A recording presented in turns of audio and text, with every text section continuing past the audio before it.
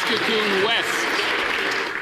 Apparently that minister wasn't around on Tuesday. Mr. Speaker, extortion is real, and newcomers to Canada are the ones that suffer. Here's an example of an extortion letter from Abbotsford. Warning, we are Indian gang members. We want our share from your businesses like protection money. We asking only $2 million in cash. We have links all over. Do not ignore us. It will affect you really bad. We gave you 1 month to decide. Threats like this one are followed by arson, shootings, and murder. And if caught, they claim refugee status. Will this government support our motion to stop people charged with serious crimes from claiming refugee status in order to avoid justice? And the Secretary of State for Combating Crime. Mr. Speaker. There we have it, guys. Today is Friday, February 13th. My name is Miloš Krajčnik. This is Canuck News. I have a pretty interesting story I want to get into today because Canada just announced the deal that could see torpedoes built on Canadian soil, submarine torpedoes. That sounds like defense independence, guys. It sounds like industrial revival. It also sounds like sovereignty in action. But whether this is actual real capacity or procurement theater, it really depends entirely on what's actually being transferred. Let's get into it, guys, because I think you're going to like this. It says, the Canadian aerospace company Megalon Aerospace has signed an agreement with German submarine maker ThyssenKrupp Marine Systems to produce torpedoes for its vessels if the European company's bid to build Canada's next submarine fleet is successful. The agreement signed by the two companies on Thursday details a plan for Megalon to manufacture heavyweight torpedoes and provide subsequent in-service support for the Canadian Patrol Submarine project as part of TKMS's commitment to bring Canadian industry in on its bid. Mississauga-based Megalon manufactures a range of components for the aerospace and space sectors, including engine and satellite parts, in addition to its maintenance and repair and overhaul services. It has offices in the United States, Europe, India, and Canada.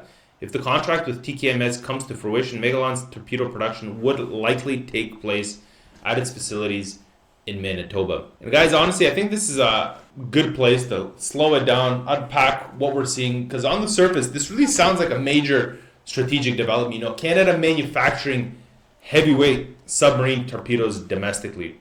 But we really need to be precise on a couple of things here. A modern heavyweight torpedo is not just, tubes with explosives, guys. It includes advanced sonar, seeker systems, things like encrypted guidance software, propulsion technologies, warhead integration, secure integration with the submarine's combat systems as well.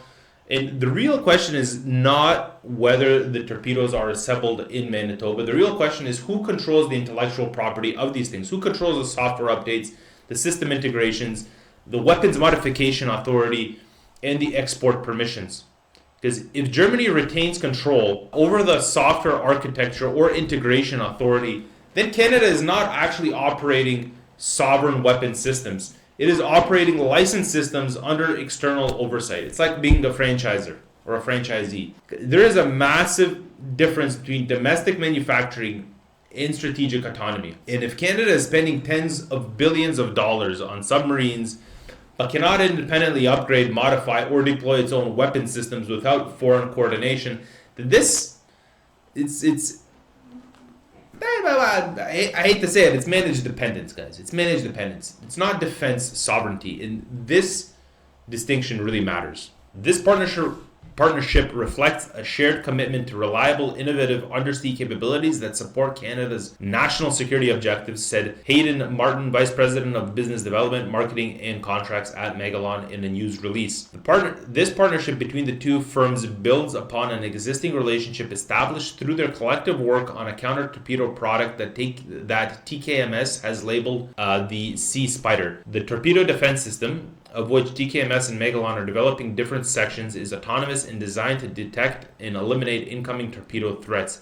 In other words, it's an anti-torpedo torpedo. That actually sounds pretty. So it's like a anti-aircraft, but an anti-maritime defense. The TKMS agreement with Megalon is the latest in a string of similar announcements by the German company, highlighting its commitment to bringing industrial benefits to Canada if it's chosen to build up to 12 submarines the country is ordering. Other recent partnerships include Canadian shipbuilder Seaspan and artificial intelligence company Cohere. According to a website created specifically for its submarine bid, TKMS plans to bring additional industrial benefits to Canada through training for Canadian workers in Germany and Canada, making elements of its intellectual property available to Canada and ensuring Canadian companies are leading any upgrades or sustainment of the country's fleet. Okay, that's not that bad. That's not that bad of a thing. Now it depends which parts of the intellectual property we're gonna have access to, right? What we're seeing is but this is typically how defense procurement positioning goes. Whenever a multi-billion-dollar military contract is actually on the table, the bidders actually flood the country with various memorandums of understanding, industrial partnerships, training commitments, technology transfer, language, and AI collaborations. Even steel supply agreements, which would honestly be a massive thing for the Canadian steel mills. The Ontario steel mills. It essentially creates momentum, right? It creates headlines, it creates the impression of industrial revival. But we need to kind of notice what the recurring phrase is, if chosen. Every single one of these benefits is very contingent, obviously, because none of it exists unless TKMS wins the contract. And Canada has a long history, guys, of defense procurement delays, cost overruns, and scaled down industrial offsets once contracts actually move from announcement phase to execution phase. We still haven't heard any, which is one thing that I think is a minor digression. I think it's very interesting that we haven't heard any talk of building sustainably, building ecologically, the carbon footprint on manufacturing these submarines, manufacturing these torpedoes. Why aren't we building ESG torpedoes all of a sudden? Why isn't any of this built? But when we have to make a pipeline, that's ESG, right? I think this is very interesting. But the key question is not whether this is going to actually bring the Canadian jobs that it's promising. It's going to bring some jobs. It's 100% there's going to be more employment. The key question is how binding are these commitments, guys? Because are they contractually enforceable penalties? Or are they competitive signaling tools designed to strengthen a bid? Industrial benefit announcements are part of the procurement game, guys. So the real test comes after the contract is actually signed. And just to end it off here, I think this last paragraph here is a great summation of everything. So it says, not to be left behind, rival bidder Hanwha Corp is making a similar push with several agreements and partnerships contingent on it winning the contract. For example, that South Korean company recently inked a memorandum of understanding with Canada's Algoma Steel Inc. to use its product and potentially develop a new structural steel beam mill in Sault Ste. Marie, Ontario. So they might actually expand production capabilities for steel beams if they win the contract. So Canada is seeking delivery of the first submarine by 2035. This paragraph is quite literally the most serious out of all of this. 2035, guys. That's 10 years from now. That's 9 years from now. Guys, and that is only for the first submarine. A full fleet deployment would likely stretch into the 2040s. Now we have to consider the strategic environment that we're living through, guys. And this has, partly to do with Trump, but partly to do with generally what's happening geopolitically. Russia's already spent more than a decade militarizing their Arctic. They have 50 Arctic bases with actual active populations living in those cities. The United States is operating one of the most advanced nuclear-powered submarine fleets in the world. China is expanding into the Arctic, its presence for its shipping ambitions. Because if China owns Arctic shipping lanes, Europe's going to be flooded with cheap Chinese goods, and so could North America be. We need to really understand this, guys.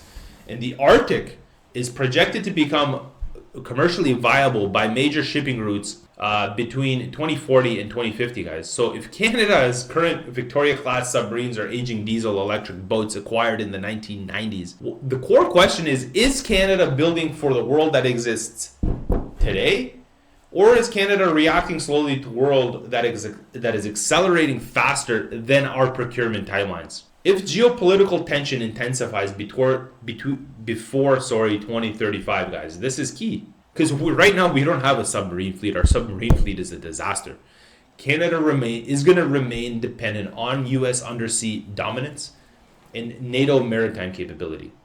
So we're going to have other countries protect our maritime waters. And then we go around talking to the world about middle powers collectivizing to band together against superpowers. Guys, what are we talking about? If we can't protect our borders, our maritime borders, our land borders, our airspace, how are we going to band together to do anything? So we speak often about this Arctic sovereignty, guys, but the sovereignty is it's not rhetoric, guys. It is capability, it is hardware, it is steel in the water. If the first submarine arrives in 2035, Canada's independent undersea capability remains limited literally for another decade. It's going to be limited even then because it's only going to be one submarine that we're going to get. This isn't emotional commentary. This is reality, guys. Why this all matters to Canadians, guys. This isn't just about torpedoes, guys. It's about whether Canada is serious about defense autonomy, whether industrial benefit announcements are enforceable or promotional, guys, and whether our military timelines align with the geopolitical realities that we're living through. Defense capability, guys, cannot live on press releases. It must live on delivery schedules because in geopolitics, capability always outruns announcements. And the Arctic will not wait for procurement cycles, guys. This is all I have for you guys today. Hope you guys liked today's episode. Please like, share, and subscribe. Leave some comments in the comment section below.